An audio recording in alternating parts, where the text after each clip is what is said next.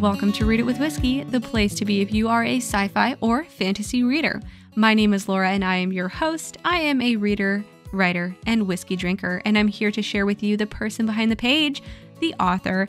And today we have Laura Detering. She is the author of The Witch in the Envelope. Let me tell you a little bit about this Laura. Laura grew up in the Midwest and now resides in sunny Florida. The change in weather took some getting used to, but her little town has become a little paradise. Laura graduated from the University of Illinois at Urbana-Champaign with degrees in history and secondary education. She's always loved learning about people and the processes around the choices they make.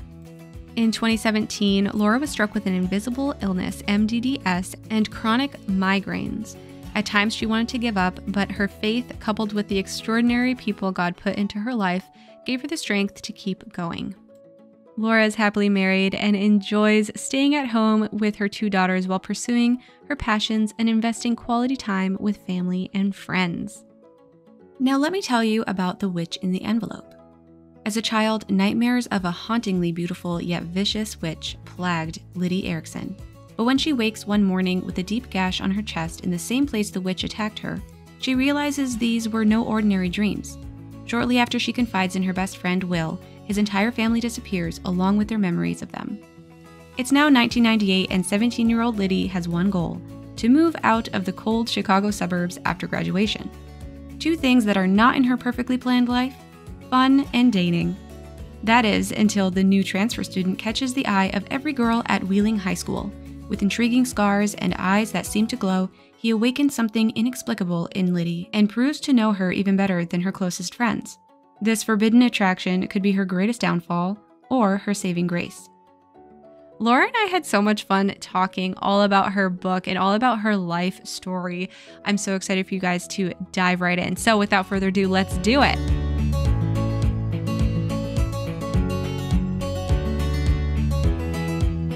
Hello, Laura. I love your name. And welcome to Read It with Whiskey. How you doing? I'm good. How are you? I am great. And I'm so excited to talk to you. We were just talking before hitting record, for those listening, that we love talking to people who have the same name as us. And it's going to be fun.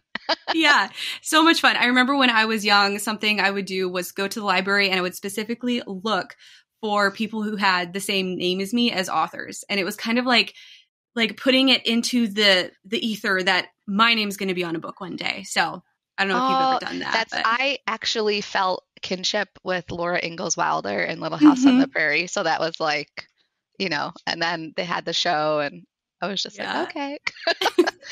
I don't know. You know how there's always that name in school? Like my name wasn't really common in school. I think there was maybe like one other Laura that I came across. I wasn't, Jessica or Jennifer.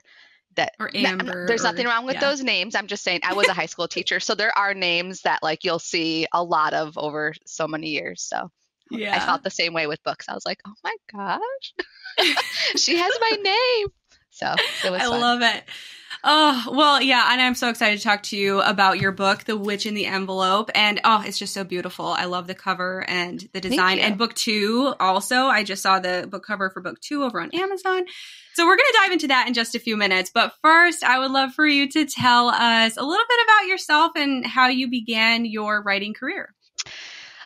So I just turned 40 in October. So yay. That's been, fun. But I'm a mom. I have held many different jobs. I was a high school teacher for a while. I taught half the day I taught history and economics, and the other half of the day I taught dance. And so it was a cool dynamic because I never got bored. I was two different people essentially throughout the day. And then I had my first daughter and I went back to school because I had actually started college pre-med. And so I went back to school and became a cardiac sonographer. And then I had my second daughter and we moved back to Florida, and childcare was so expensive. We decided as a family that I would stay home with our girls until they were both old enough to be in school. And I've always had a bucket list item I wanted to write a children's book, like a hardcover children's book. That was like my bucket list item. And I had 1 year left before my youngest, Zoe, was going into school. And I was like, if I'm going to do this, now is the time, because I know myself and like my mental capacity, what I have to offer. And I'm really kind of hard on myself. Like I want to feel like I'm putting in a full effort and doing a good job. And I just knew I couldn't, for me, and there's plenty of people who are capable, and bless you because you're a rock star. I just knew my limitations, and I was like, if I'm going to do this, I'm doing it now, because when she's in school, I'm going to be working, momming, wife, friend, all the things. And so, yeah, so I started writing what then quickly became like middle grade, when I started outlining my story. And then when I started writing it, it definitely turned high school. I think it's because it was where I'm comfortable at. We're in school for so many years of our lives, and then I taught in the high school setting. So I was just more comfortable with it. So yeah, that's kind of how it came about. But then publishing, so I actually finished writing The Witch in the Envelope, the first draft, in like 2.5 months. Had no idea. I was very like naive to the whole writing world. I just knew I had a story I wanted to write. I hadn't done like a ton of research or been on social, and I had no idea what Wattpad was. Like it was like such an eye opener, but I think it was good for me because I also didn't have anything like negative or scary in the back of my head, being like, oh, this is such a competitive, hard field. Nobody's going to read your book. Nobody's going to see it. It was just like, I have a story and I want to tell it. I'm so excited. So I actually wrote the book. It took me like 2.5 months for the first draft. And then I was like, I'm going to put it away for a little bit and be present now. And then it took me 4 years to publish due to health stuff. So that was, that was fun. Yeah. Oh, there's so much to unpack there. Yeah. I know. What a fun story though. And yeah, that's a fast timeline to write, because this is not a short book. This is a meaty book. Yeah. And so, yeah, 2.5 months to write all this. That's insane. I mean, insane. Awesome. Like props to you. Let's not discuss the timeline for book 2. Oh. No, but I think that's fair, because book 2 and book 3 and book 4 and 5, 6, 7, however many books you have in the series, I feel like, especially as new authors, it's really hard because that first book is your baby, and it's kind of like all of the ideas are coming and it's easy to just throw them out. And then you're like, oh, a series, like you have to tie everything together. You can't leave the loose ends. And so especially for the newer authors, it's hard. I know it was for me to be able to wrap things up and make sure all the loose ends were completed. So agreed. We have, exactly. So we have this first book out, and your second book is released as well. And now we have the third book coming out soon. Do you have a release date for the third book in the series? I don't have a release date. I know the month, which will be April. The reason for that is I'm technically neurologically disabled. And so my editor also is somebody from the chronic illness community that I have built rapport with. And so we just kind of try to be as flexible as we can with each other. So it takes us a little bit, but we get there. Yeah, definitely. And as this episode comes out, it is now April. So in the description of this episode, you will find the direct link to book 3 for the listeners here. So yeah, let's dive into this book. So okay. The Witch in the Envelope, book 1 of the series. Can you tell us what this book is all about? Okay. So where my motivations came from is I love YA fantasy. I love to read. It doesn't have to be fantasy. It could be dystopian. It could be romance. I love YA for a lot of different reasons. But for one, it's like a lot of coming of age stories. It's usually very character driven. And I read a lot of YA, and I just kind of started seeing this trend that it was very like upper YA. For those of you who are listening, she just winked at me. That's what that pause was. Okay, keep going. So I just felt like a lot of the content was becoming very adult, and the characters were sounding super adult. And the things they were doing were very adult. And so I was very motivated to write something that more resembled, I consider it more like classic YA. We have like, they sound more like they're in high school. They sound more their age. And then of course they'll grow up and have some, character development. But I kind of wanted to write something that was like nostalgic in the sense to like remind readers like what we loved about YA in the first place. And I know it's not for everybody because there is, like a lot of like the 90s cringe and like, high school stuff. But that was really my motivation, was to write something that, hopefully you can fall in love with YA again, or remind yourself of the reasons why you fell in love with it.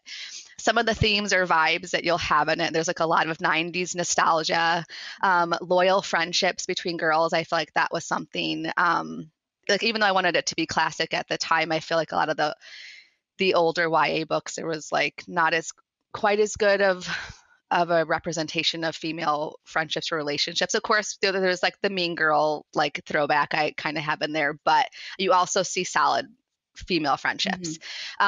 There's lost heritage, there's the chosen one trope, friends to lovers. It's a loose retelling of Sleeping Beauty. You got the Snow Queen vibes. There's winter folklore in there with Saint Nick, if you caught that.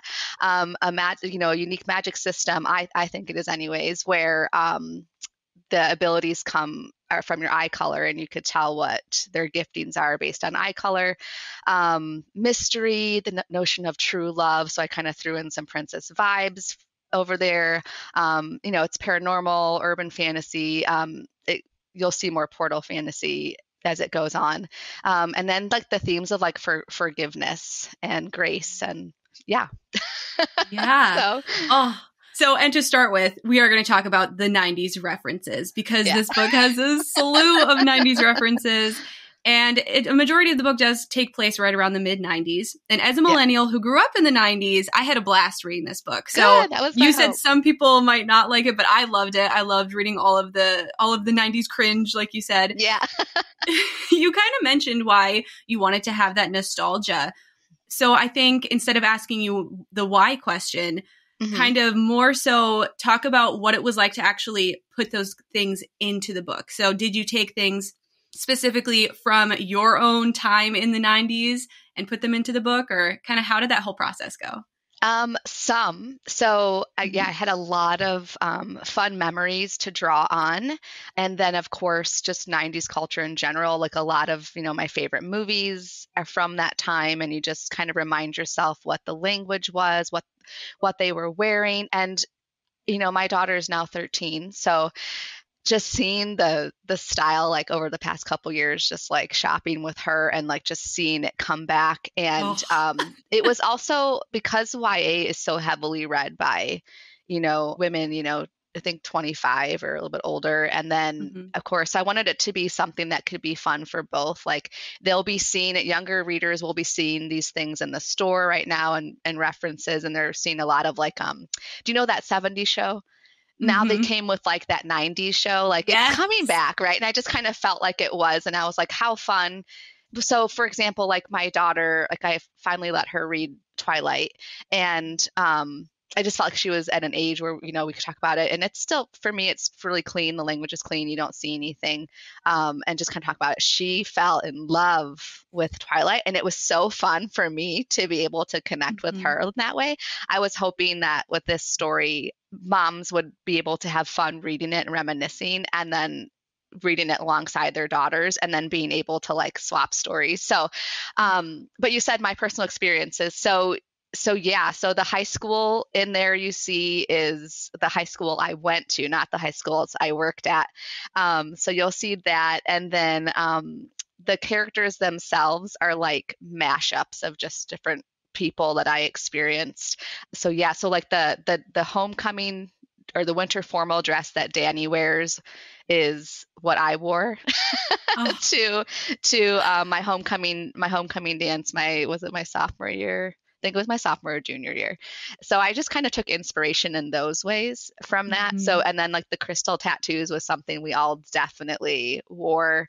The mall is something we all went to. That mall, Woodfield Mall in Chicago area, was like huge and was the it spot. So Wow. Oh, I love it. It's bringing back memories for me. Cause as you're talking, I'm like thinking about like the equivalents of my own high school experience. I'm like, oh, so much fun to read. And I really love that idea of having this book series be for like a mom and daughter to have a little mini book club together, because the Yeah. mom would love the nostalgia and then the daughter would love the story because she's living in that time Yeah. frame of high school. So I think that's so cool. Oh, how much fun is that? Okay. So something I just heard recently and I had to bring it up because I thought of you right away when I saw this reference. I don't remember Okay. who put it on social media. I think it was on Instagram. Usually I'm only on Instagram. But they said that now any book that takes place prior to 2000 is considered a historical novel. Have you Okay. heard this? Yes. Okay. So I don't know if you are familiar with author Kim Chance. She's wonderful. She is traditionally published. She wrote a duology, Keeper Seeker. She is all over. She's like a huge cheerleader for authors, and she's a wonderful person. And when again I was a newbie, I was like, I mean, what genres would I like market this as or whatever? She's like, well, you could write it as historical fantasy. I was like, what? How dare you? Like, I couldn't. At that point, it was such a shock, and I was like, Laura, be real. It's been like 25 years almost. I was like, Mm-hmm. okay, this is so true, but okay. So yeah, she's the one who put that on my radar. I haven't marketed it as historical fantasy. It could be. You're absolutely right. And I mean, I don't think you would need to market it as a historical fantasy because I mean, I'm in the same boat as you. I saw that and I was appalled and I was like, that means that I'm a part of history. Like, Yeah. no, I'm not. You can't label me as that. That's when I grew up.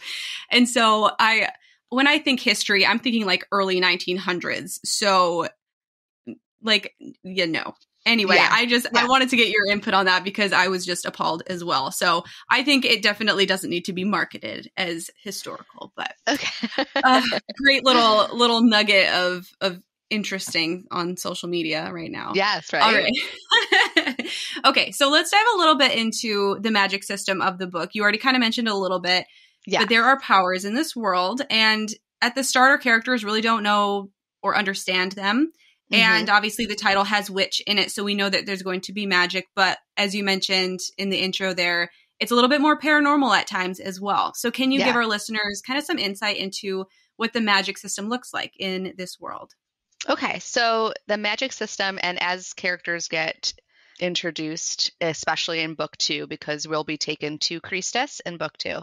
So you'll see more of the magic system. So watchers, they're called, are born with they're born with giftings, just innate giftings. And most watchers will have one primary gifting, and that's all they have. But if you are considered a royal, you will have what's called, like, you can have two giftings that are pretty strong that appear.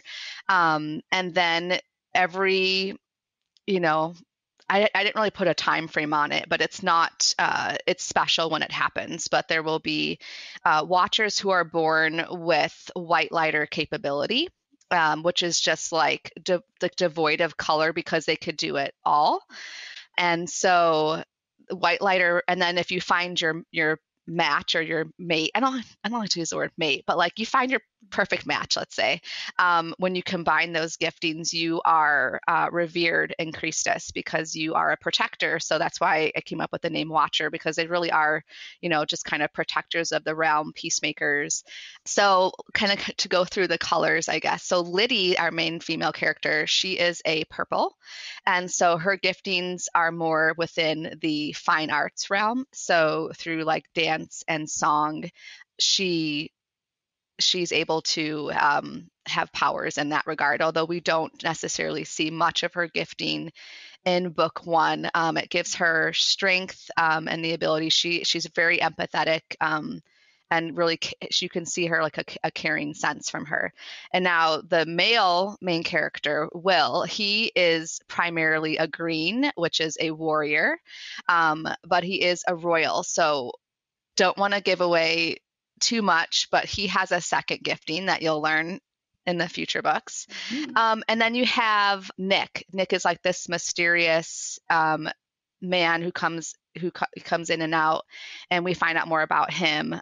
Liddy says throughout, like blue eyes, bright blue eyes. So he's a blue, and that is a royal. So you'll learn more about those later, what his giftings are. But Mhm. and then you have Mara, who is a witch, and she has a color that no one has ever seen before of orange. So that's why you see the orange on the front cover. And we'll find out why and what makes her special in book 2. So book 2, I love so much because you will get to see basically the origin story of how the witch becomes the villain.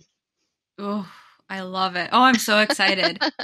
Yeah, the magic system is definitely fun, and it's something that they're learning throughout the story, which I really like. And then obviously you said in book 2 you're going to learn a lot more about it. Yeah, there's just to give sorry, I didn't really say, but just to give an idea, there's like healers, there's people who are good with like the soil ground. So of like it takes a village mentality, like a Mm. community to survive. You have people who are, farmers who are good at land, people who are healers, people who are part of education, people who are a part of entertainment, so we all don't lose our mind. So we have all these factions of giftings. Oh, that's so cool. And I like that the dance kind of comes into play because I mean you just said earlier that you actually were teaching dance. And so is that why you brought dance into the book, is because it was such a big part of your history?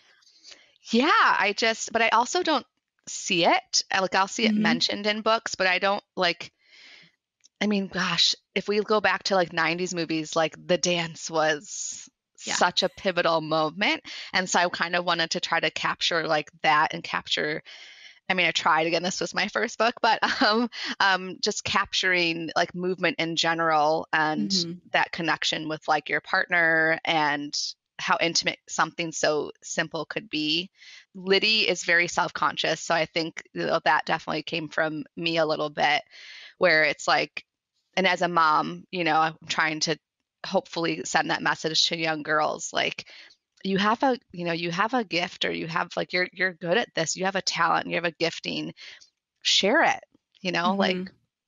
instead we're so focused on like, oh, I'm gonna look a certain way, or I'm not good enough at this, and I'm not perfect at this, and it's just like, nope, you're given these gifts, use them because other people enjoy them. And then it's another conversation when you're so worried about, like the mean person aspect or jealous Mhm. reactions that people get. But those are all learning experiences. But yeah, so that whole Yeah. idea of like performance and yeah, just having to show yourself and be yourself in front of other people was definitely there. Yeah. Okay, so you did mention some of the characters and a little bit about their powers, but I would like to know who was your favorite character to write within the series? Oh, how you do this to me. Because it's so hard because they're all your babies. Okay. Hmm. So I will say my favorite character to write was Pri, for sure. Oh yeah. She is so full of life, super smart, but doesn't let people really know that because she's trying to fit in. So if you guys don't know, Pri is Indian, and this this was again modeled after one of my good friends. Like it's not her, but it's kind of modeled after some of the struggles that I saw her with Indian parents and like the dynamics in their family. And she had Hmm. an older brother and how she was treated versus the brother, and then the whole idea of arranged marriage. And so my friend really did run away to my house like a lot of times. And but she's blunt, she's a little boy crazy because she's not allowed to, like, if a Hmm. boy looks at her, she's grounded, like, and but she's loyal as heck, and she's so fun, and she's super smart. So it was fun watching her, try to be like a quote, like I'm doing air quotes, a normal teenager trying to just find who she is. Hmm. And she just offered comedy to me, and I just loved how lovingly blunt she was, and so she was fun. But my Yeah. favorite scenes to write with characters would definitely be Will and Liddy, as we talked about, like the dancing, um, Hmm. like their friendships, like their missing memories. There's like they kind of embodied so many of the tropes I adored and kind of helped me bring the story, like again, like bringing it back to classic YA, all those tropes and cheesy moments of why we fell in love with YA in the first place. Yeah. Oh, I love that. And those scenes were really fun to read as well. So you did well. It was your favorite scene to write, and you could tell in the book as I was reading. Oh, So yay. and Pri was one of my favorites too. She was who I put down as my favorite character because, like you said, she's blunt. She's a little bit of that comic relief, and Yes. just the scenes with the women. And like you mentioned, it's their camaraderie and how they really stand up for each other. I just really loved that throughout the book, and I loved those scenes when they were all together. It was always fun. Yeah. Like shopping for dresses. I loved all that. Thanks. Yes, that was. I mean, that's what we did. Then you had to go to the food court because one person's starving. And it's like, oh, but I gotta find. No, yeah, it's Exactly. get a whole group of girls together. It's never a dull moment.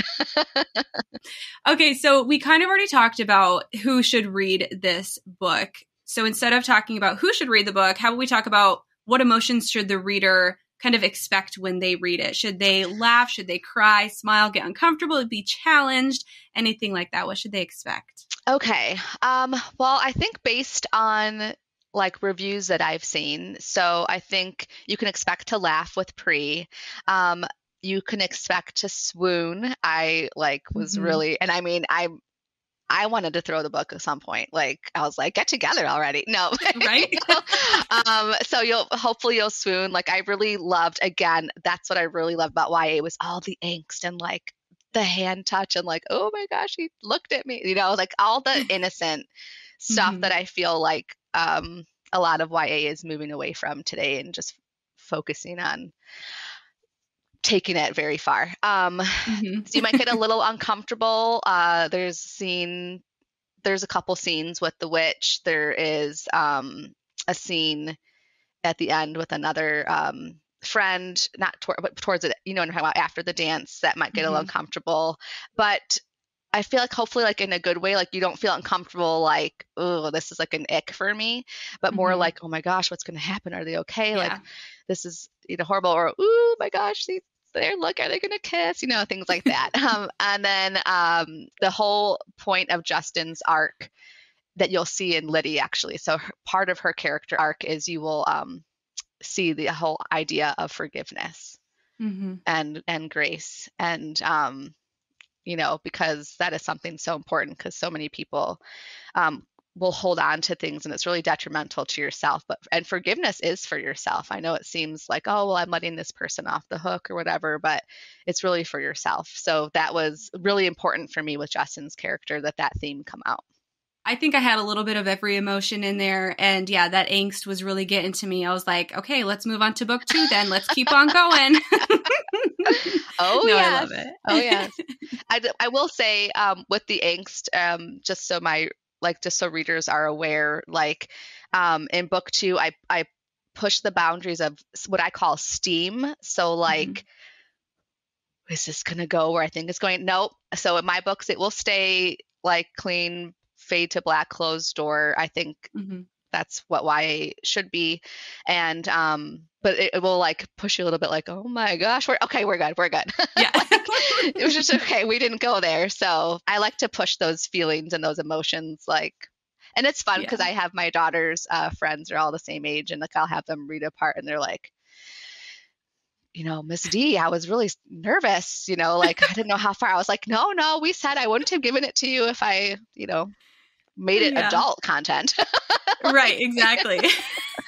I said, but you should be squealing a little bit like, oh my gosh, I think I don't get excited, Oh, I can't imagine reading this book as a teenager. I mean, now obviously it's completely different as an adult. So, I can't imagine. I bet they just love it. Oh, so fun.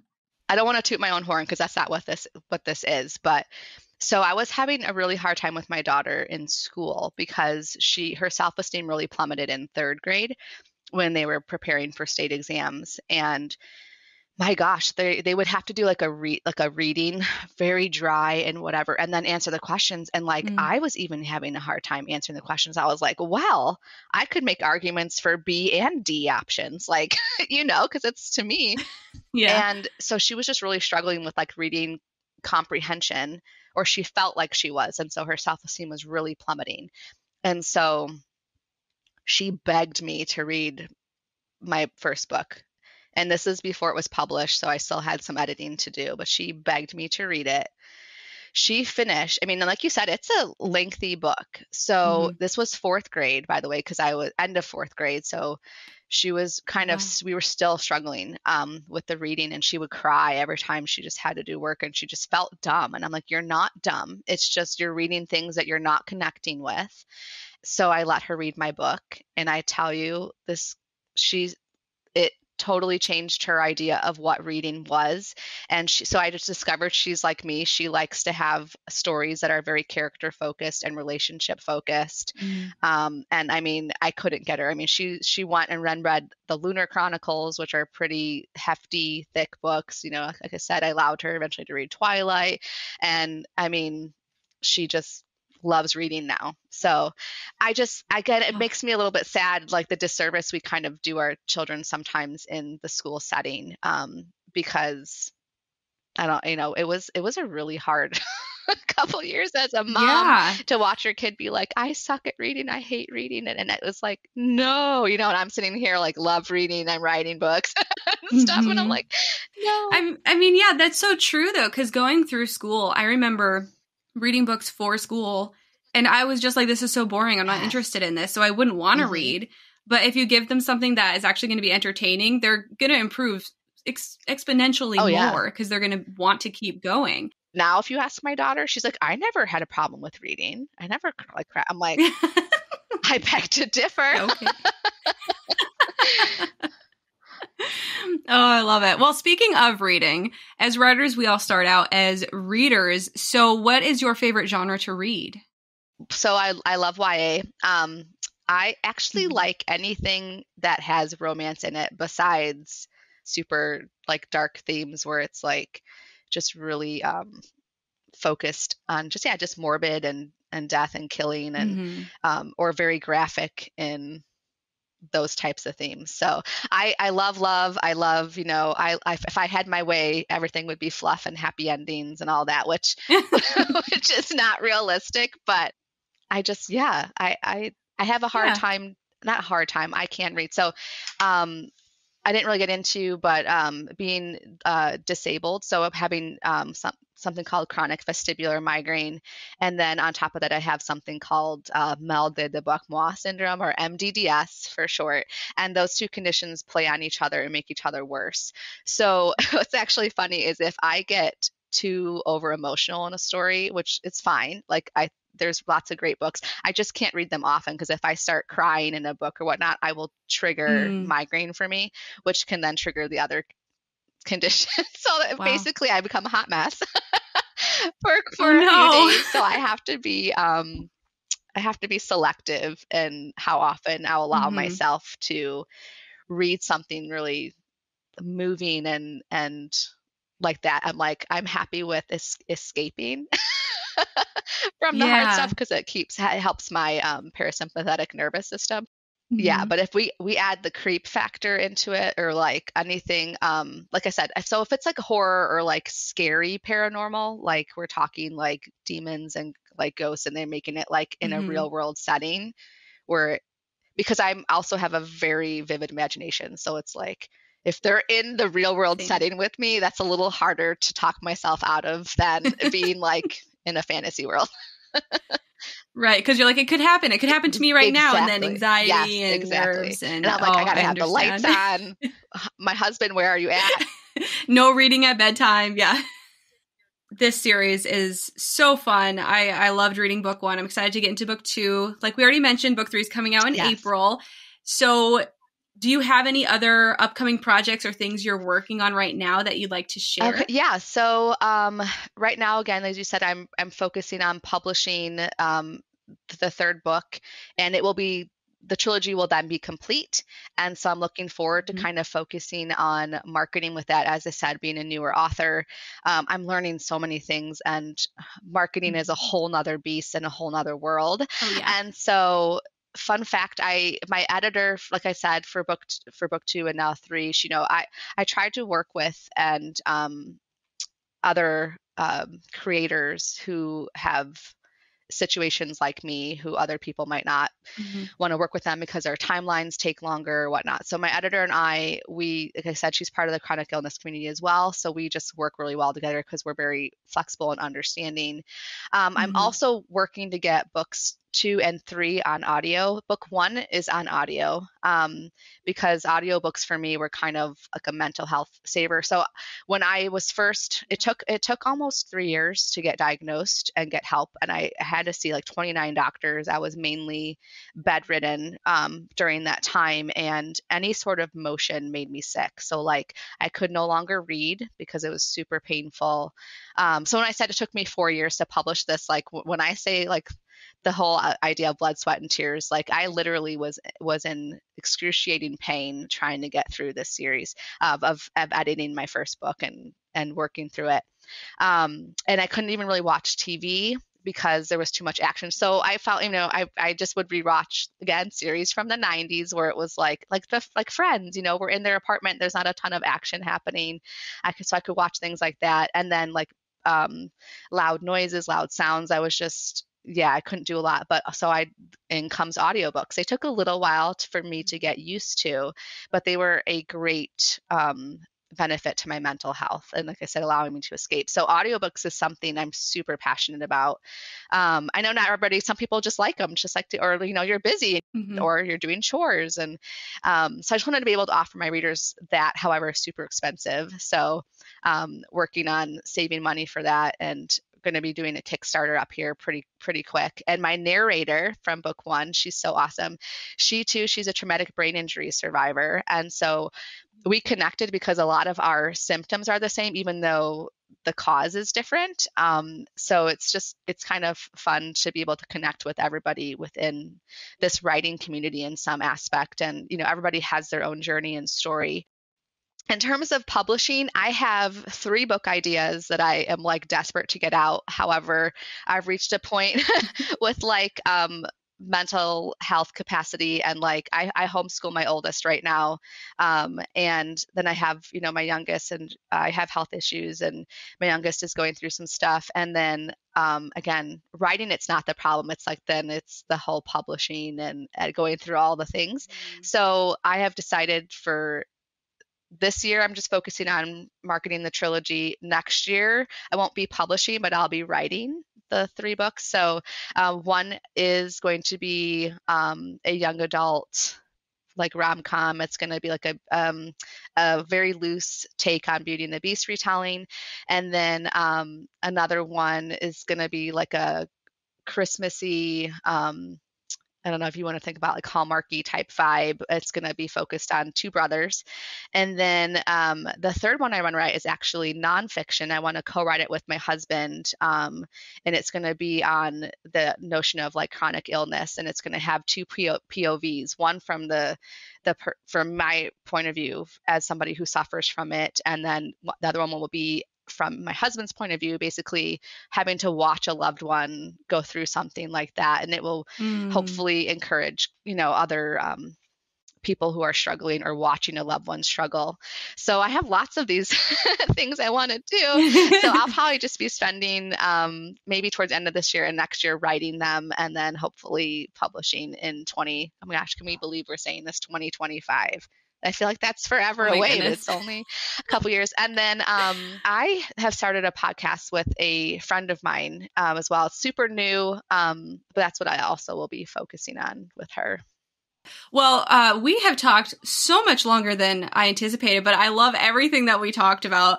But it's Read It with Whiskey, and we can't sign off until we talk a little bit about whiskey. However, you don't drink whiskey. So we're going to kind of pivot this last question a little bit. So at the end of the day, I drink some whiskey while I read a book. That's what I do to wind down at the end of the night. So what is it that you do to wind down and relax in the evening?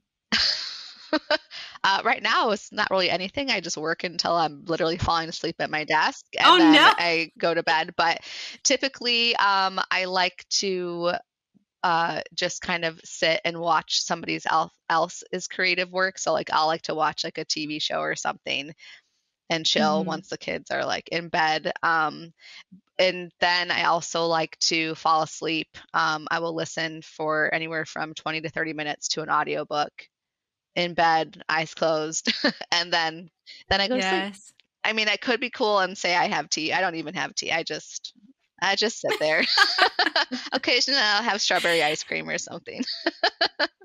There you go. Oh, that sounds so good right now. Some strawberry ice cream in an audiobook? Yes. Like, yes, please. I love it.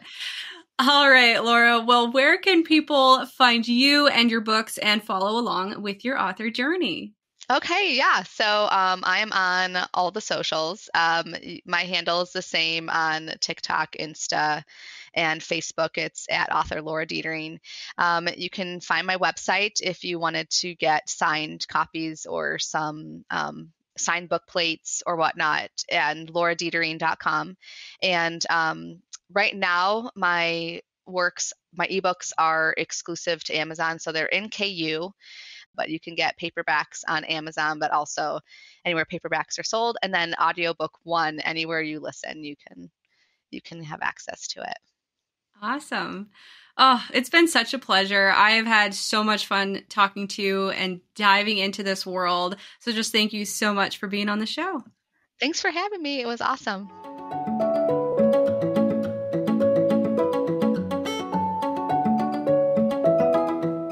You guys have no idea how much fun me and Laura had with this interview. I was forced to take a little bit of out from the audio recording because usually when I do interviews, it's like 20, 25 minutes. We talked for over 45 minutes, you guys. And obviously you can tell we had so much fun with the conversation. I loved being able to dive into these characters, the world, the magic, and everything in between. All of Laura's stories were so inspirational, and I'm excited to see where she's going next. So after we were done recording, me and Laura actually sat down and talked about her podcast that is now out. So you definitely want to go check this out because it is all about giving books ratings like they do for TV shows and movies, because there's not really a standard for how books should be perceived from the public. As readers, we should be able to go to these books and know exactly what to expect without there having to be trigger warnings and things like that. Obviously, Laura can do a lot more on the expansion of what the podcast is about, so I encourage you to go ahead and check out her social media and her podcast social media and the podcast itself. All of that is linked in the show notes. And of course, don't forget, book 3 in this trilogy is coming out this month in April. So if you're lucky, you might be able to go onto Amazon and see that it's available already, just depending on when you're listening in. So this whole trilogy is complete. You can read all of them back to back. Binge reading, again, I talk about this often. Binge reading a series is always so much fun. And now you can with this series. So go check it out. All the links are in the description.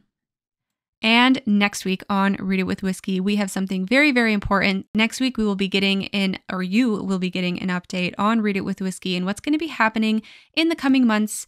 And it's kind of a bittersweet episode for me, but I'm not going to say anything more here. You'll have to tune in next week to learn all about the nitty-gritty details. Until then.